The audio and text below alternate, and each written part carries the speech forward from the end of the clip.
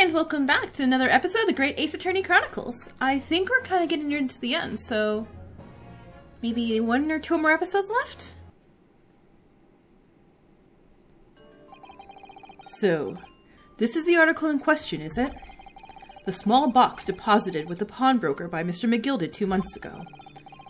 And on the night of Mr. Windibank's murder, the only item on the shelves that was touched by whoever broke into the shop. Quick, quick! Let's open it and see what's inside. It plays the music. Okay. Good gracious, this is no ordinary box, it seems. Wow, although in truth, I had an inkling that might be... Did you? I didn't. It would appear that the box houses a miniature music box movement. Then, is it too much to expect? I think it'd be reasonable to assume that it is a device for the playback of this disc, my lord. Man, I am so curious too, like, what is on this disc? Like, why would a song make murder? So, here we have the means to play back Mr. McGilded's disc, deposited at Windibank's at much the same time. Not strictly correct, my lord. It was not Mr. McGilded's disc. It was a disc of his victim in the omnibus.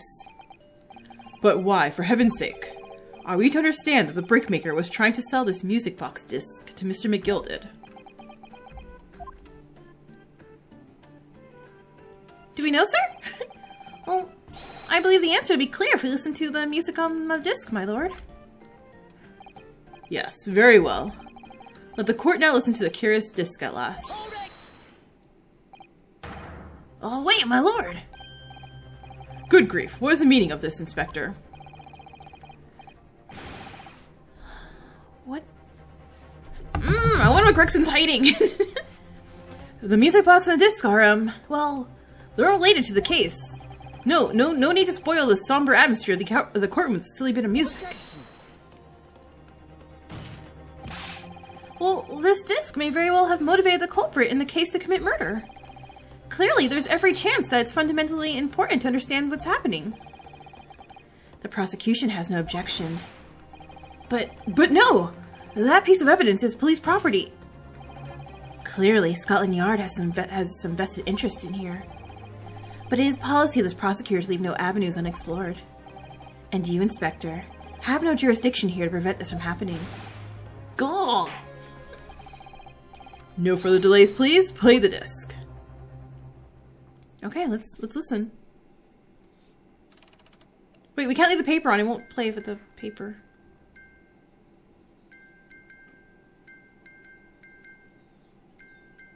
Oh, is this Morse code?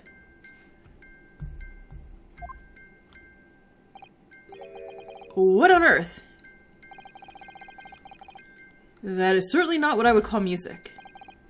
Well, no. It's just the same note playing over and over again in an irregular sequence, like Morse code or something.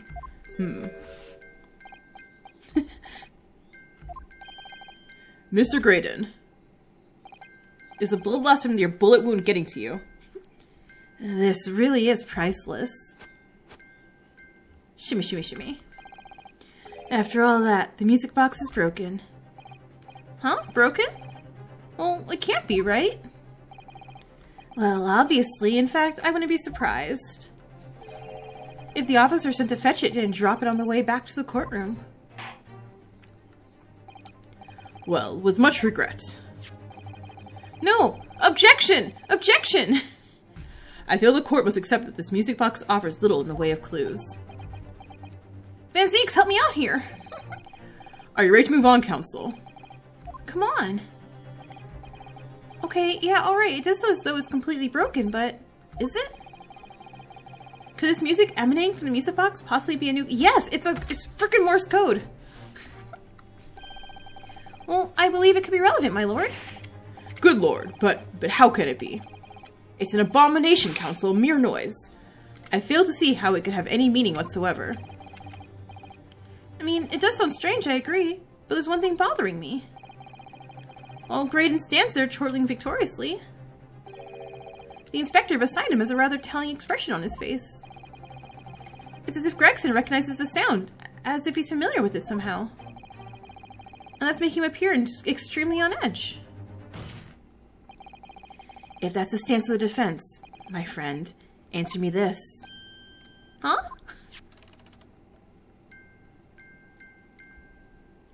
I mean, I don't know Morse code. Just what relevance you propose this willful chiming has on this case. It's the defense's belief that the sound emanating from this music box is not music. Just because this is a music box, it doesn't necessarily mean the sounds we're hearing are music. Look at that! The smile vanished from Graydon's lips as soon as I said that. I'm on the right lines here, I must be. Making deductions based on how people react to what you say. Yeah, where's Herlock? You're acting just like Hurley, Runo. The sounds we're hearing aren't necessarily music. Well, now that you've told us that they're not, I'm sure the court would like to hear what they are. To enlighten us, my friend. Well, you know, didn't the British make this up? I don't know. Surely you have an idea in mind, because if not... British history is not, you know, my strong point here. It'll be the death of your ill-formed argument. Exactly. The music box is clearly broken. Refusing to accept that fact is pure foolishness. Well, they got me. I don't know what the answer is. Yet. Runo. I just examined the music box very thoroughly. And I'm fairly certain that it's not broken at all.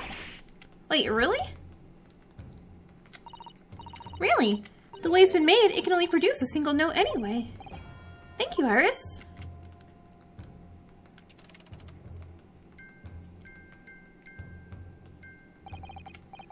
Well, alright. Well, if the music box isn't broken, it must mean that the sounds it's producing have some significance that isn't musical.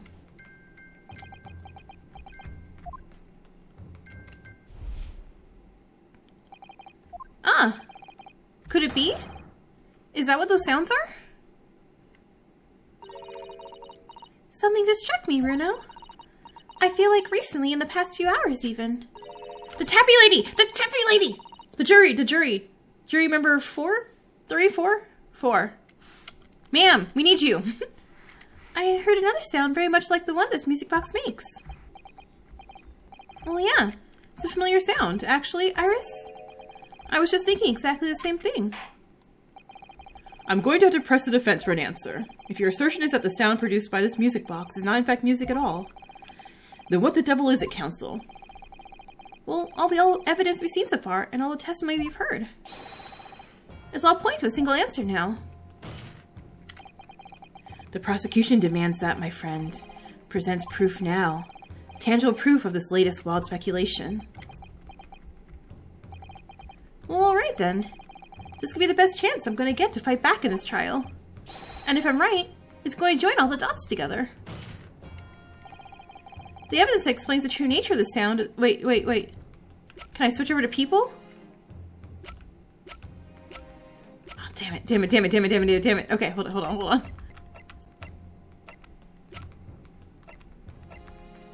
Okay, I think it's a paper. Right?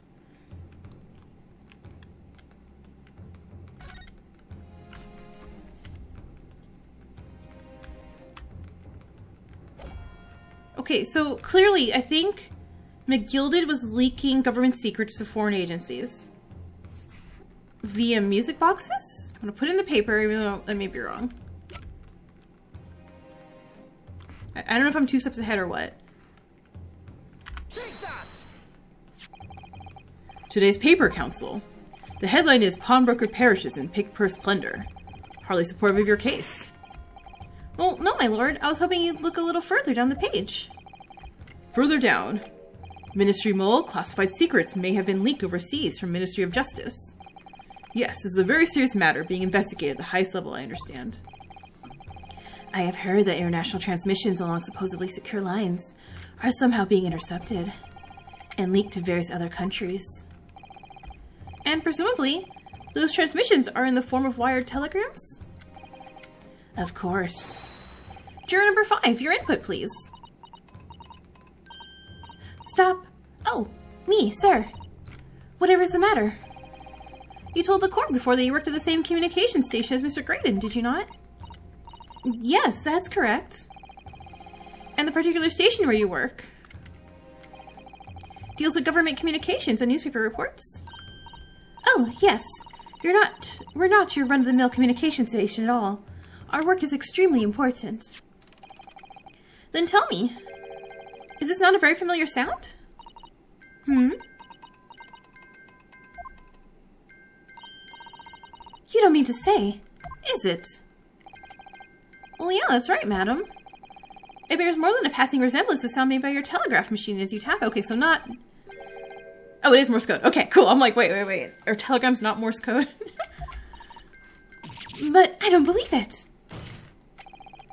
So correct me if I'm wrong, but when it comes to leaking telegrams from government departments, there could be nobody more perfectly placed than a highly skilled communications officer. Are you suggesting that the music box disc contains stolen government secrets in Morse code? Yeah, obviously. Order! Please, everyone, order. But this is high treason counsel, deserving of capital punishment. Too much new vocabulary? What is this treason? What is capital punishment? Those sorts of words I'd half expect you to know. For our sovereign government's confidential information, hostile nations would surely pay almost any price. Well, yeah. And on that night 2 months ago, that was the very negotiation that was taking place inside the omnibus. But in the end, McGilded perished and the all-important disc lay unclaimed in the pawnbrokery. My word. Well, in which case, whoever sold that information in the first place must surely have been beside himself with worry. Because if the disc were to be discovered before it found its way out the country, it would reveal an act of high treason punishable by death. So the culprit had no choice but to retrieve it. And in order to do that, he would have to gain entry to the pawnbrokery legally in the middle of the night. Because the article left behind by Mr. McGilded would incriminate him too much if it got into the wrong hands. Isn't that right, Mr. Graydon? Oh, you're gonna get executed! Bro! You think I've been stealing government secrets? Preposterous, absolutely preposterous. So take off your jacket, ho! Sorry, that was a little aggressive. So, in response to the defense's accusation, you claim complete innocence, do you? Well, of course I do. I've had to stand here in silence, while that pretentious foreign lawyer has been prattling away. Seeks on my side, na. Then, by all means, counter the charges, sir. Remove your jacket. The prosecution demands a witness testifies. Response to the accusations brought by the defense. Delighted, I'm sure. The witness is reminded that the crime under scrutiny in this trial is the murder of the pawnbroker, Mr. Windibank. That being a most flagitious offense for which the law of this land sanctions a capital punishment. But the heinous act of high treason is no less serious a crime. I urge you to bear that in mind as you testify, Mr. Graydon. So then, let us proceed. You may... Huh? Huh? I'm sorry, what? You gotta let us have rabbit and pork here, governor. We got things to say. I beg your pardon. Who do you think you are? Name's Ash Skulkin. Occupation is professional baddie. Name's Ringo Skulkin, but we ain't baddies enough to sell out our motherland. Well, that's right. We what they call the Three Skulkin Brothers. Bad timing, fellas. Very bad timing. Okay. A mere communications officer couldn't possibly steal confidential government information. Besides, the sounds produced by that music box aren't even Morse code. It was some low-class brickmaker negotiating with Mr. McGilded anyway, was it not? I have no relation to the man.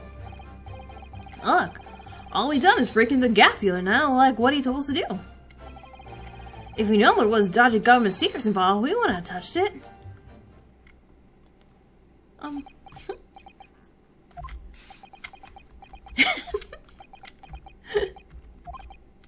Mr. and Mr. Skulkin.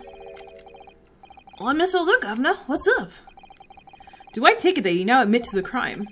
That on the night in question you did indeed get entry into the premises illegally. And moreover, you did so as a party of 3 in collaboration with Mr. Graydon here.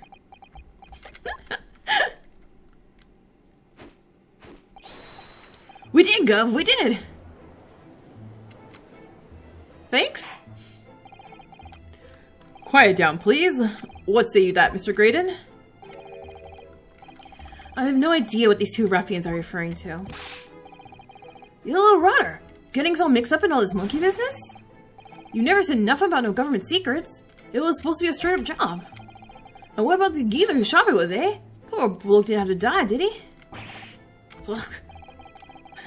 Nice to know who your friends are. Whatever these men say, I deny the accusations. Indeed. Well, I certainly wasn't expecting this little music box to become so significant in the proceedings. However, as it has, I will admit it to the court records as evidence. And I will now investigate it immediately to find any blood or any fun things in it. Oh, what is it, Runo? Well, I just was thinking about this music box. Looks like the bottom of it opens up as well. Oh, you're right. Well, come on then. What are you waiting for? Let's open it. Okay, here it goes. Well, look at that. There's another movement on the other side. So what does that mean? You sent another disc to play back on this side? Yeah, I think so. And it looks like they're linked together. They're linked? So if you had 2 discs, they would play back both at the same time. Okay, so I need a second disc, and then we'll play that into this thing. Hold it. So this is the newspaper So is this newspaper headline accurate? Government communications are being intercepted? How could I possibly know? I can't read.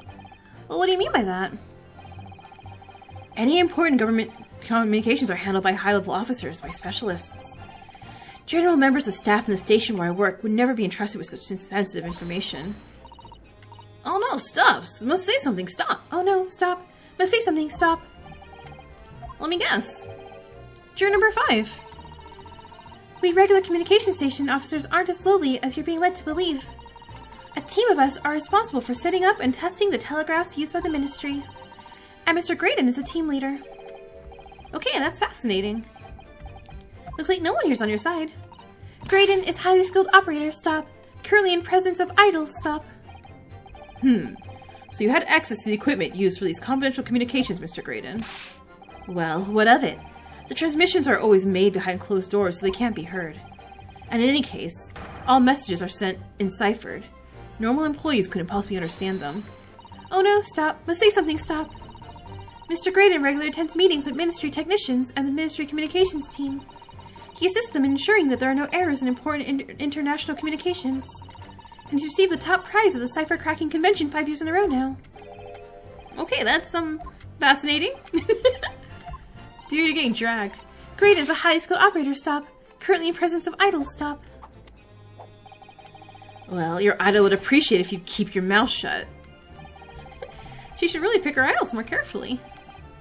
I tell you, this lawyer's accusations are completely unfounded. I mean, you're lying already to court. That's, again, perjury. I think. I don't know. I'm not a lawyer. Wait, they're not? Defending with the brain. That would be blatantly apparent on listening to that music box for even a few seconds. Well, of course, of course. Surely it can't be that my learned friend is unfamiliar with Morse code. Oh, she looks terribly shocked at my ignorance. I'd be more than happy to demonstrate the basics for you, sir. Oh, I'm not going to translate, do I? I'm terrible at that. I don't know what's a break in letters versus like a pause. A lesson here in court? Morse code is a continuous series of just 2 distinct tones. Well, tones, you say? Yes. A short dot and a long dash. By combining those in different ways, you construct letters. Well, I see. For example, this is A. And this is B. When you listen to the sound produced by his music box, you only hear one tone, don't you? But it sounds so similar. The rhythm of it is the same in everything. But there's no discernible meaning to this apparently random sequence of sounds. So your assertion is fundamentally flawed. This is not Morse code. Wait, no, I can prove it is! I opened up the box. Really, you shouldn't be surprised. What did I tell you? That music box is nothing but a worthless piece of scrap. Perhaps you might consider studying your subject matter before casting aspirations in the future. Stop. Nothing to say, just stop. Well, there's still every possibility this music box was instrumental in the leaking of government secrets. That's the belief of the defense, at least. Does it please you in some way, my friend, to repeat the same line of argument ad infinitum? It's already been established that to be Morse code, 2 tones are required, dots and dashes. I'm well aware of that. Then what? Well, it would appear the defense has a hypothesis to put forward. You had better present your idea at once, counsel. How do you propose this music box, which appears to produce only a single tone, could have been used to cipher secret messages into Morse code? I would like to present this, Your Honor. Good gracious, what am I looking at here? Another movement on the underside of the music box. What? Well, it appears, my lord, that the 2 movements are linked together. In other words, you can put 2 discs in this music box, and the sounds of both will play back at the same time. Good heavens! Well, as the court has heard, Morse code comprises of 2 tones, a short dot and a long dash. With the second disc in place, the music box could be used to generate Morse code and convey a message.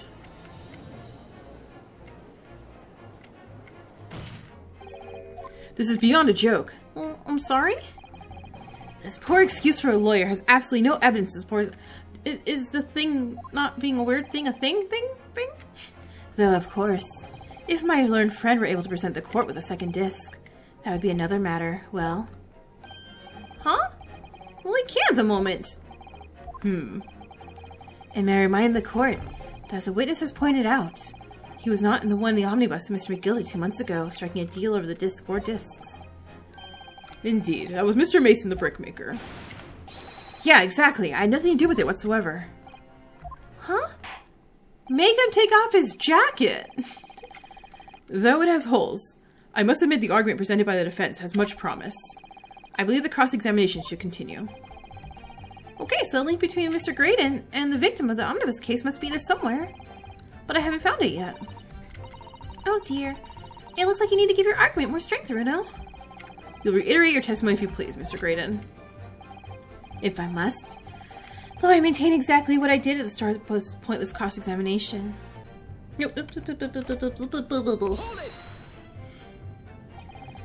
So, 2 months ago on the omnibus, McGildy killed the brickmaker and stole the disc. Mr. Mason was a single man with almost nothing to his name. It seems he lived in an artisan quarter some years ago, but people there remember little about him. How would a humble brickmaker come to acquire secret government information? How indeed. Well, there must have been somebody else involved behind the scenes in all this. Somebody who acquired the disc and gave it to Mr. Mason. In order to take it to a meeting with Mr. McGildy and negotiate... Okay, so maybe... The hat! The hat he threw at us! Mason made hats, right? No, the Hatter made hats. Never mind, I was saying, like, he has it still sealed up in the hat, like, sewn into it. Like, I mean, I would do that. Dear me. You may have it in for me, sir, but I assure you I have far more class than that. Alright, an old brickmaker from an artisan quarter and this well-to-do communications officer. If only I could find some evidence to link the 2 of them together. Stop smiling like that, I hate it. Okay, hold on. Do I have anything?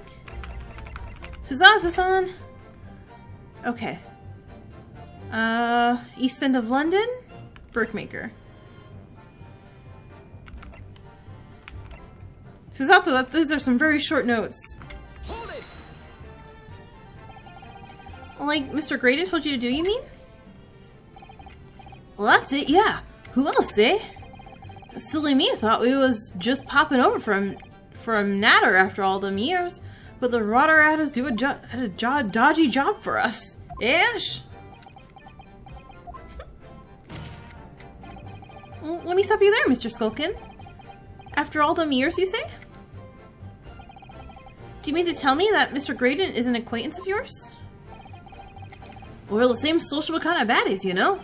Sure, let's say Graydon's in old China, but hold on. Yes? Excuse me.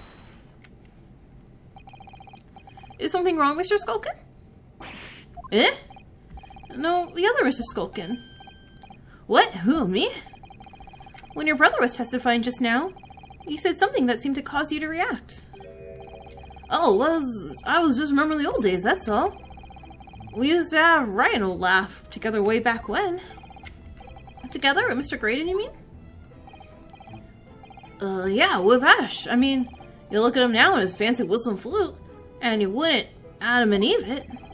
But when we was younger, he was from the poor part of town just like us. Oh, was that so? But it was always the literate one. He had the brains, he had the savvy. Always come up with smart ideas, like what would never have gone through our heads. Good blimey, ain't that the truth? Remember Milverton and Skulkin's milk run? That was a worker. That was a corker, eh? Save until after the trial. Your reminiscing has no place in the courtroom. And neither does your fruit. Oi! The old geezer asked a question, didn't he? It was the geezer? You mean geezer? Yeah, we ain't done nothing wrong. Nevertheless, the court is not prepared to accompany you down a trip down memory lane. Counsel, can we turn our attention back to the testimony, please? Well, I don't know. Could that sentimental story be relevant somehow? Add it. My lord. Yes, counsel? The brother's last sentimental statement could hold vital information relating to this case. Very well, counsel. I will permit the brothers to supplement their testimony with that detail. Briefly, I hasten to add. Say no more, the Skulkin's never skulkin'. Milverton and Skulkin's milk run. Okay, hold on. So is that the son? Mason Milverton. Let's present. Objection. No, wait. No. I'm down to my last heart. Oh my god. Okay, fine. We'll press it. Hold it. Well, I'm sure I'm gonna regret asking, but what exactly was that? Some kind of business? Just a little scheme we had going back when we was youngsters. Bit of fun, really. Delivering fresh milk to the locals, that's what it was all about. And that sounds alarmingly legitimate. What's the catch? Well, I suppose since we're here, I should ask them to elaborate, but on what? The name! So this business was just a bit of fun, you say? And it was just yourselves and Mr. Graydon involved? Well, yeah, that's it. Milverton and Skulkin's milk run, was it? Well, yeah, that's it. And where did the Milverton part come from? Oh, right. I thought a clever clogs like you have worked that one out. That is... Enough of this. How much longer we expect? No. Objection. Let me guess. You don't accept anything these two witnesses are saying. So tell me, why is it that it was only at the mention of the name Milverton you decided to interject? Because it weren't the Abbey's homes only we came from. Yeah, his old man was struggling from us so much his wife walked out on him. She took the name Graydon then, see? But Ash will always be Milverton to us. Wait. So, I thought it was, they did it with Milverton, the brickmaker, but he's Milverton's brother? So, that used to be your surname, did it? Of course not. This is all buncombe. I've been a Graydon since I was born. Do you really think you can rely on the testimony of these two thieves, You're a communications officer attached to the civil service. As such, your personal details will have been thoroughly checked at the time of your appointment. It would be a very simple matter indeed to subpoena those records, Mr. Graydon. Well, But it appears that Mr. and Mr. Skulkin's testimony has been reliable, for once. You're born Ashley Milverton, then. Is that correct? Very well, yes. So Ashley Graydon was once Ashley Milverton. The affirmation could change things and could turn out to be extremely important. Okay, hold on. I know what to do. Okay, so. No relation to the brickmaker. So that I'm going to present. Wait, what can... I need to present as you. Present. Case notes. Objection. Oh, Mr. Ashley Milverton. Well, tell me, why did you try to hide your former name from the court? Because I haven't gone by that name for years. It means nothing to me. I don't think it's a real explanation at all. The truth is, you had a reason to hide that name. Explain yourself, please, counsel. Well, I have here the notes from the omnibus case, my lord. As we all know, the victim, who we now understand to have been negotiating with Mr. McGilded... Yes, Mr. Mason, the brickmaker. Well, that's right. Only Mason wasn't his surname at all. It was his given name. His full name was Mason Milverton. Milverton? Do you mean to say, saints alive? Mr. Ashley Milverton. Is it not the case that the brickmaker, Mr. Mason Milverton, was your father? Ugh, I don't. As I believe I mentioned earlier, your family history will have been thoroughly checked when you joined the civil service. And it really would take no time at all for the court to subpoena those records. Well, the truth is, you've been illegally acquiring highly confidential government information. And selling it to Mr. McGilded in collaboration with your father. Ugh. Dude, your arm is gonna fall the heck off. The new facts and evidence unveiled by the cross-examination of this witness all come together to reveal the truth. The truth, you say? That you collaborated with your father, Mr. Mason Milverton, in illegal dealings at Magnus McGilded. By dint of this music box, you mean, counsel? Well, yeah. Stealing information being sent in secret government communications and selling it on to Mr. McGilded. Mr. Graydon concocted this elaborate scheme of using 2 music box discs to encode the information. As presumably a safety measure against the information falling into the wrong hands. And a very effective one. I shouldn't have given the scheme any credence whatsoever. But the deal with Mr. McGilded went sour, and the brickmaker met his end. Well, yeah, but before he was arrested, McGilded managed to temporarily dispose of the stolen disc at the pawnbroker. Then, having learned of the situation, you appeared at Windibank's 2 days ago, in an attempt to recover the 2 articles Mr. McGilded had placed in pawn there. But that attempt failed. One of the discs was seized by the police, and the other you never found. So that same night, you enlisted the help of the Skulkin brothers, and broke into the pawnbrokery. Well, this time determined to recover the second disc. Are you suggesting that the second disc was inside the music box? Yeah? We never knew nothing about that. Well, on the night that Mr. Windibank was killed...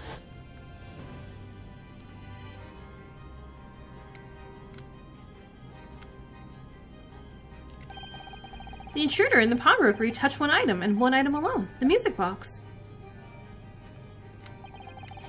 As rather ingeniously demonstrated using the 2 prints in the security camera, indeed.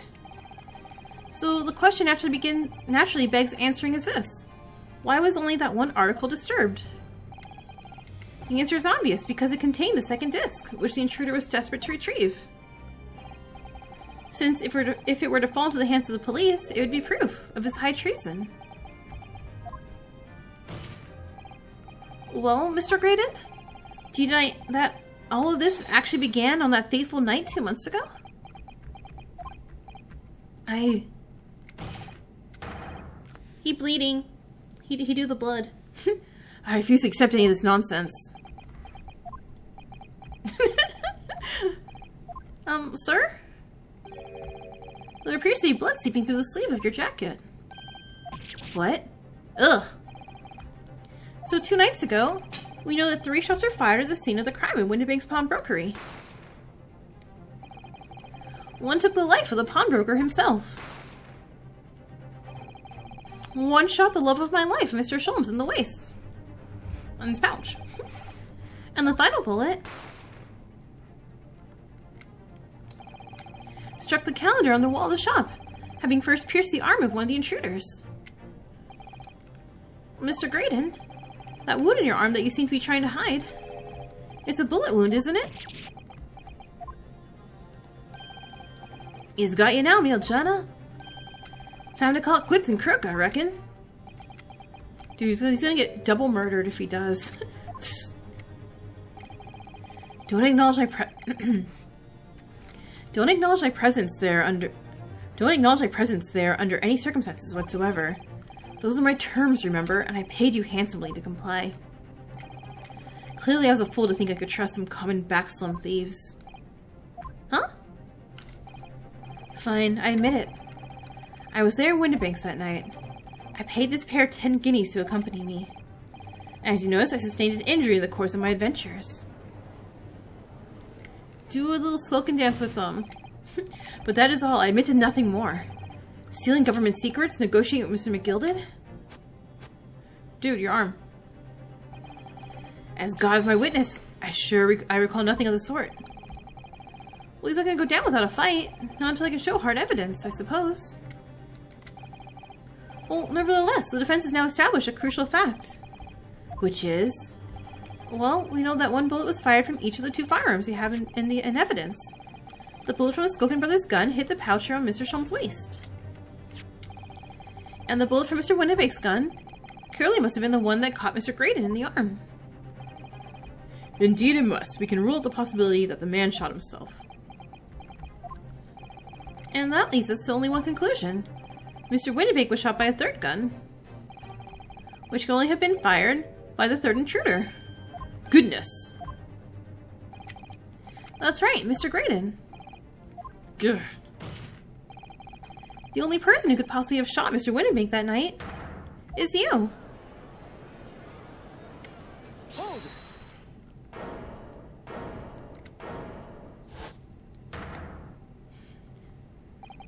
it. You little upstart. You made a grave mistake when you summoned me here. Huh? What's that supposed to mean? Yes, as you rightly say, I was there at the pawnbrokers. I did my best to hide that fact, naturally. I had no intention of ruining the distinguished career I'd built for myself at the communication station. But did the thought never cross your mind? Did you never consider the possibility? Huh? What do you mean? What thought? What possibility? The possibility that if I was there at the scene, I may have witnessed a crucial moment. You see... No one's gonna believe that. This makes me a key witness in this case, and I have my hands firmly around the neck of your... No, not really. Huh? Are you suggesting? Well, then you'd still be an accomplice to a murder because you saw a murder and refused to report it, and you lied to cover for it. Which is what Gina has to go through, so... Nope, I saw it all. I saw the very moment that pickpocket girl pointed the gun at poor defenseless pawnbroker and shot him. No. That do be dumb. Court, let's not allow this. Order. Well, it would seem we are finally entering the last act of this theatrical trial. What do I got? 44 minutes? Mr. Graydon. Yes? I trust you are fully aware of the implications here. If it is shown that your claim is false, you go for jail for murder, treason, perjury, all the things. You have incriminated yourself as a killer. Oh, I understand fully. Okay, then I must ask you to give your... Then I must ask you to give your formal testimony once more. You will explain to the court precisely what you saw at the moment the defendant allegedly shot the victim. Nothing would give me greater pleasure. Dude, you're screwed. While these ruffians were jostling with the broker, I was still near the entrance of the shop. When Windibank threw Nash over the counter, I felt a sharp pain in my arm. I pursued the man, but he shut himself into the storeroom. I could see him through the peephole in the door, though. The accused in the black coat shot the man in the back who was trying to flee to safety. I saw the blood spatter all over that wretched girl.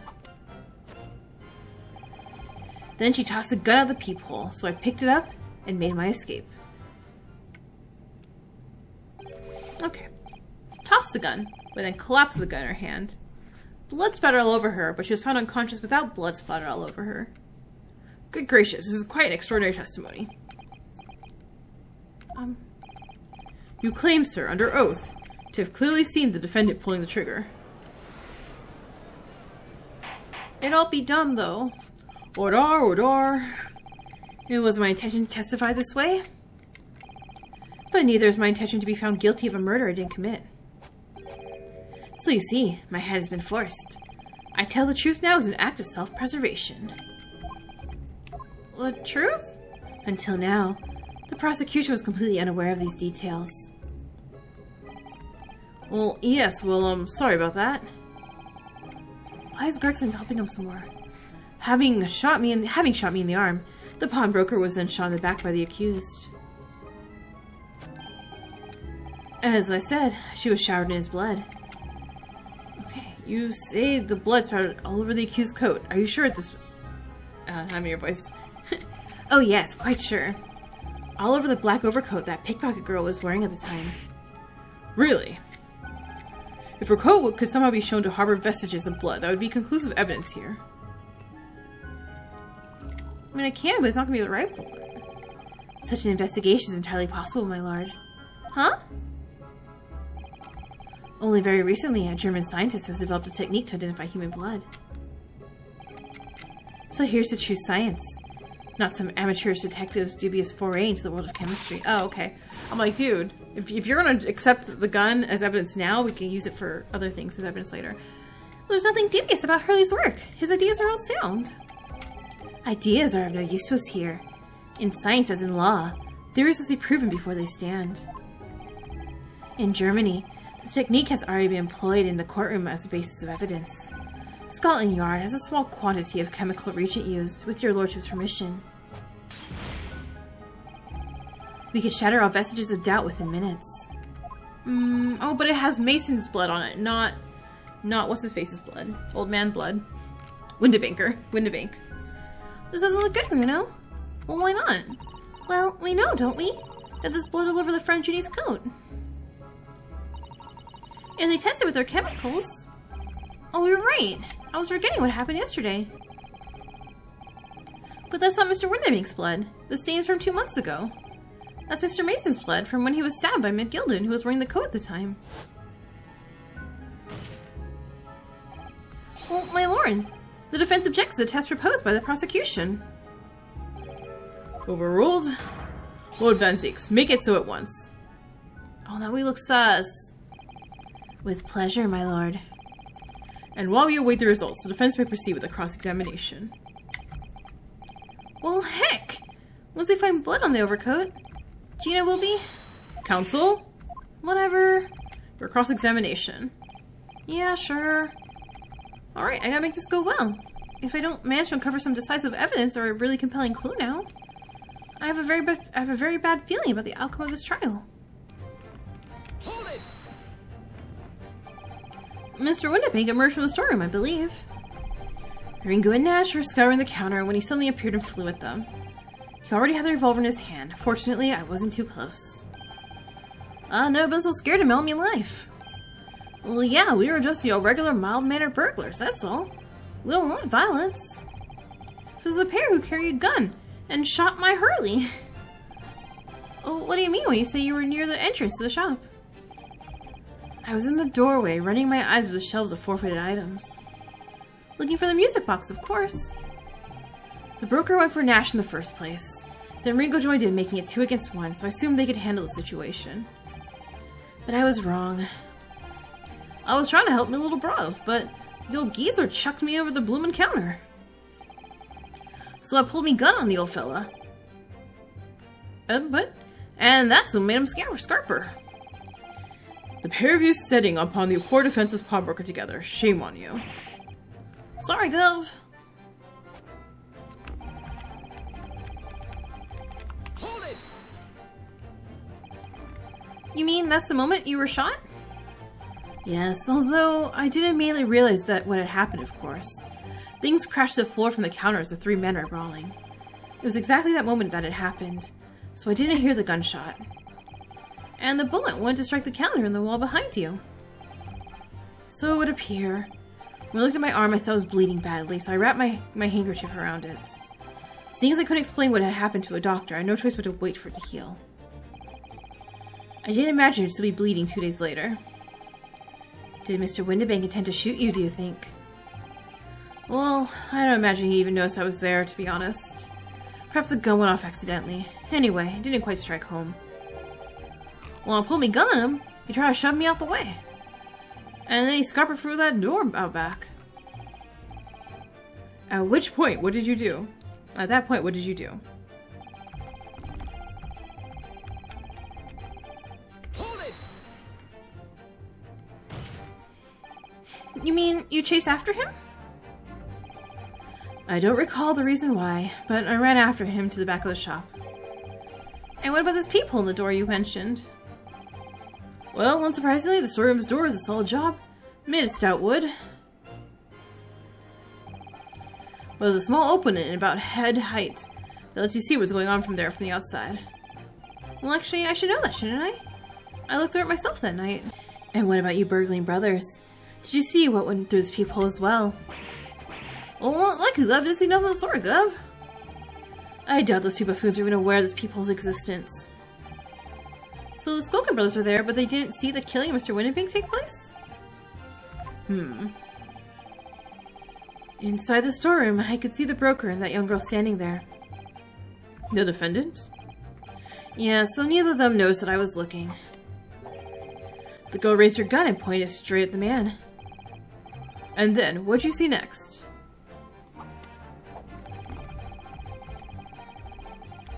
Hold it! Yeah. When the crime was discovered, the defendant was found with a gun in her hand. But that was Mr. Windibank's gun, from which only a single bullet had been fired. And as we already established, Mr. Graydon, that bullet was fired at you. Ah, but no. It wasn't the broker's gun that the pickpocket girl had when I saw her. Yes, it was a bullet from Windibank's gun grazed my arm. And yes, the Skulkin's gun grounded the detective. But this was another gun entirely. A third gun. The broker's gun was not the murder weapon, so clearly there had to be a third firearm involved. In other words, the accused must have had her own gun with her at the time. But no other gun was found at the scene. Calm yourself, Counsel. Huh? You must consider the events in order. Huh? At first I saw the broker and the girl glaring at each other, but then all of a sudden, the broker turned to run. And it was at that moment that the little gutter rat shot him in the back. A chilling image, I must say.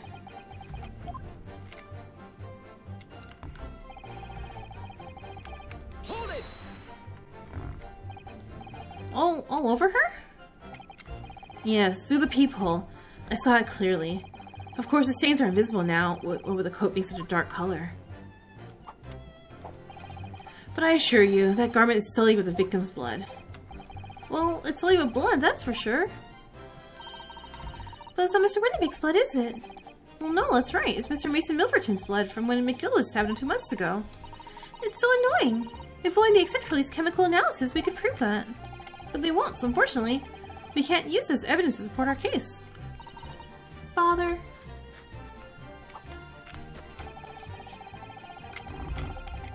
Hold it! Wait, did I hear you correctly? She threw the gun out of the room?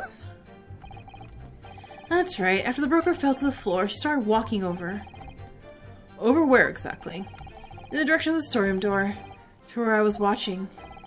Of course, I quickly retreated, and then the girl dropped the gun through the peephole into the floor on my side of the door. But why on earth did she do such a thing? I couldn't tell you. Perhaps she was hoping to distance herself from the murder weapon. Without thinking, I went and picked it up. I suppose I was worried about just leaving it there, in case of any more tragedies took place. Invesix is like, no. So it was you, in fact, who took the third gun from the scene of the crime. So give it back. Yes, it was yours truly. I left the clear up to my lackeys and left. Clear up? We made a bit of mess around the counter, so Mr. Whistlefoot here told us to tidy up. Things is our bloomin' mom sometimes. Well, I was paying you enough, by God. So tell me, Mr. Graydon, when you left the pawnbrokery that night, was it by any chance the second disc in your jacket pocket? You're like a bull at the gate, aren't you? Okay, hold on. I don't even care what you're saying to me. What's going on here? Excuse me. Gentlemen?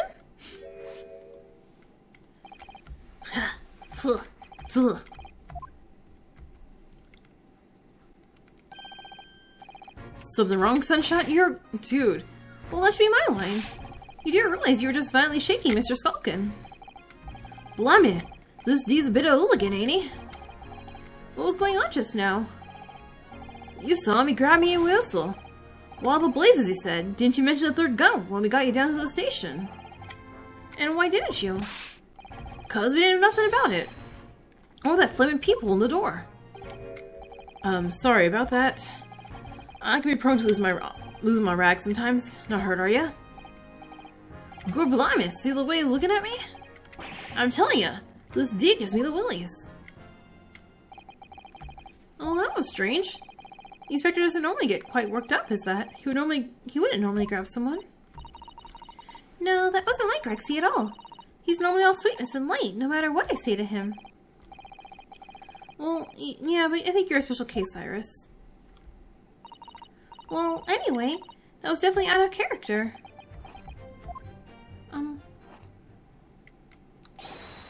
My lord! Requesting your lordship's permission to interrupt the cross-examination. Explain yourself, officer. I had the results of the test I was ordered earlier, my lord. Ah, the blood on the accused's overcoat. Thank you, officer. Very well. The cross-examination is hereby temporarily suspended. I presume you have no objection, counsel? No, not really, my lord.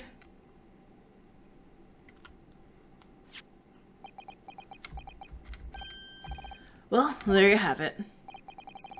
The report, please, Inspector. Yes, sir. Traces of human blood were found on the overcoat of the defendant, Miss Gina Lestrade. From the extent of the stains, it would appear that they were the result of a splattering following a gunshot wound. End of report.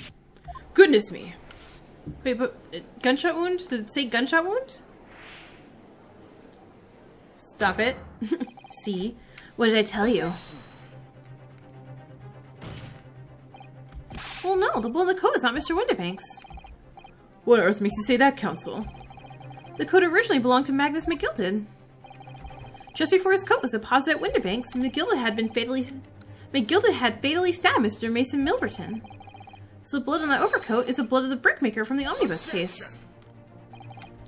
Well, the dead cannot speak. Isn't that right, my friend? Huh? 2 months ago, in this very courtroom, did you not argue fervently for Mr. McGilded's innocence? I had false evidence! And yet now that the man is dead, you brand him as a murderer. Your conduct shatters any shred of respect you may have earned for yourself in this country. What? But that was... I call it a bally disgrace. Treachery is what it is. How determines it whether the blood in the overcoat is 2 months old or not? Even a stereoscope couldn't answer the questions of that problem pop out. It can't be done. Wait, but... we used Mr. Sholmes... Mr. Sholmes is a detective, not a chemist. Would you put such faith in a chemical formula devised by me, for example? When I'm a communications officer. I held out the pierogi to Starving Boy, and he ran away crying. Herlock Sholmes is barely more than a figment of the public's imagination. His name carries no weight in this courtroom. No weight. Hurley, come here and beat him up! How could you say that? Victory is sweet indeed. This proves that my testimony is the whole truth. No, it doesn't. It just proves that there's reasonable doubt on both sides. How do you arrive at such a conclusion, sir? As the witness said, the accused's coat was splattered with blood of the victim. The only way Mr. Grading could have possibly known that fact is if he saw it happen. In other words, his testimony is solid, and the conclusion is singular. It was the accused who shot the victim in this case.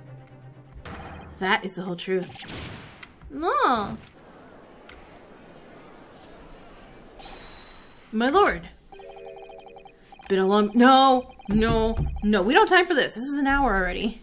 Been a long battle, this one, but this little war has something to say now, if you please. Mr. Foreman?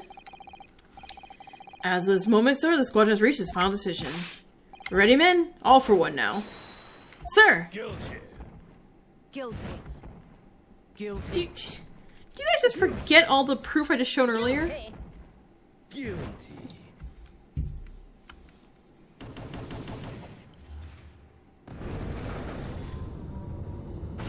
Yeah, absolutely not, sir.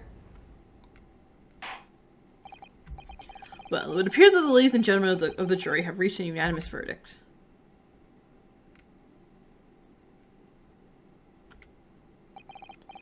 The defense has consistently failed to unpick this witness's testimony. Here's to any attempt you may make at unpicking the jury's decisions, being equally successful. Yeah. I don't believe it. After I've come so far. How's it unraveling on me so fast?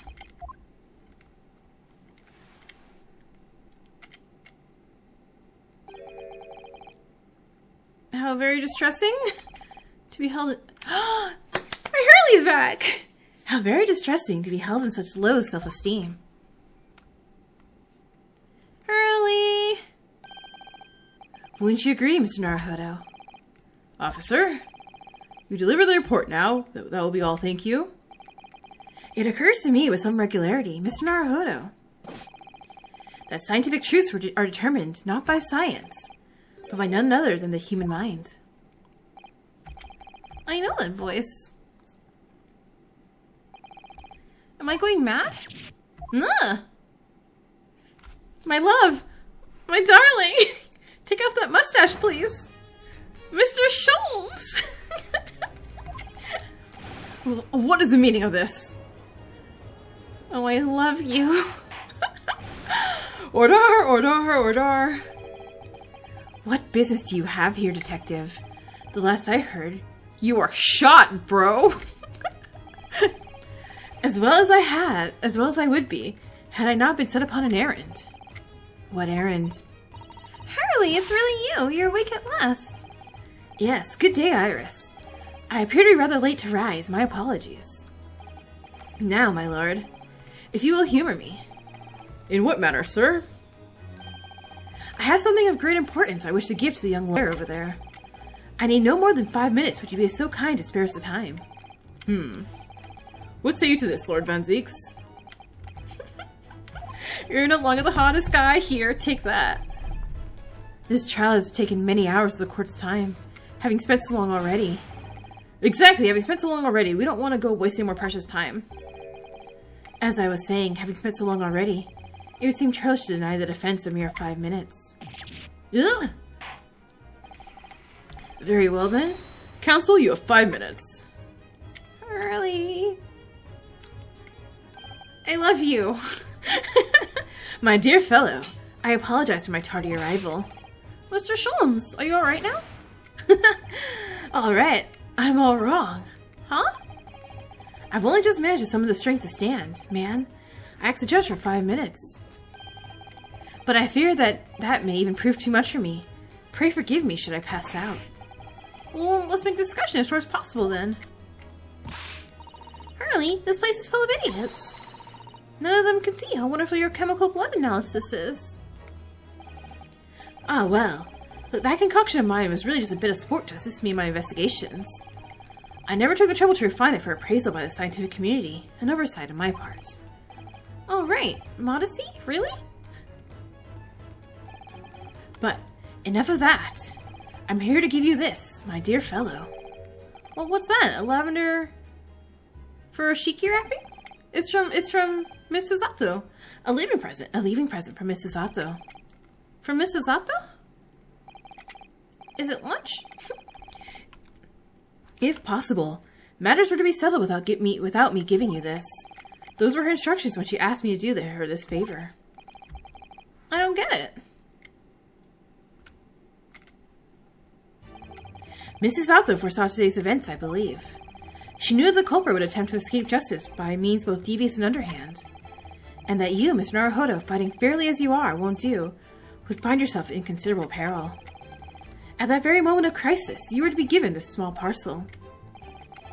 Those were my dear lady's instructions. A leaving present from Mrs. Sato-san?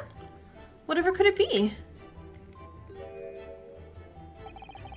Oh, what is this? Oh, it's the cat door maker. It's the machine I made.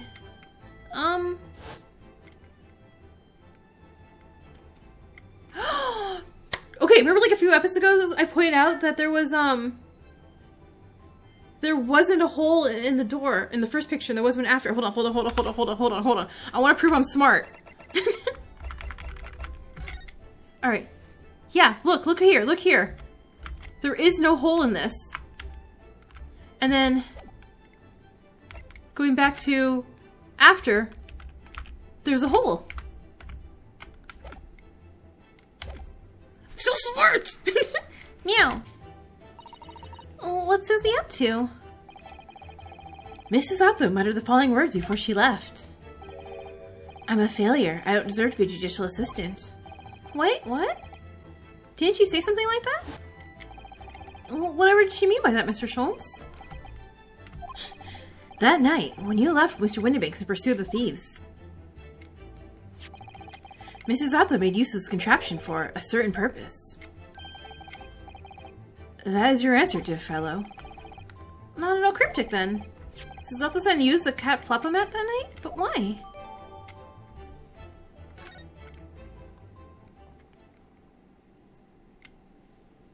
Okay, we're gonna take this to an hour and a half. If it passes an hour and a half, I'll look up how long it is, or I'll cut the episode short and cut it in half. Your 5 minutes is over.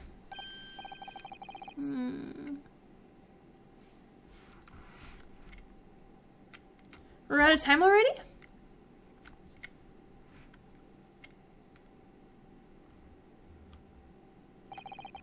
I'm grateful to you for affording us that brief recess, Mr. Reaper. I need no thanks, Detective. After all, the die is cast. Is it really? The jurors are unanimous in their leanings. No doubt my learned friend will consider a summation examination. But any attempt to alter the verdict now would be utterly futile. Well, I wonder, Mr. Naruhodo. Well, yeah? The rest is down to you, dear fellow. What is your plan? The rest is down to me? I need to be careful here. If I make a wrong move, the trial will end. Badly. Well, my lord, the defense requests cross-examination. Wait, my lord, the defense requests further cross-examination. The jurors have spoken. Protocol dictates that you may not cross-examine any witness now.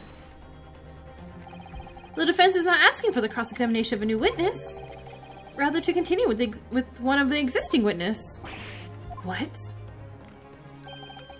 It would appear that a rather important detail has escaped your attention, Mr. Reaper. Right, we're suspended. We're not necessarily out of cross-examination. So nobody can say anything then. If Reno asks to resume his cross-examination, Mr. Graydon, the court is obliged to allow it. This is absurd.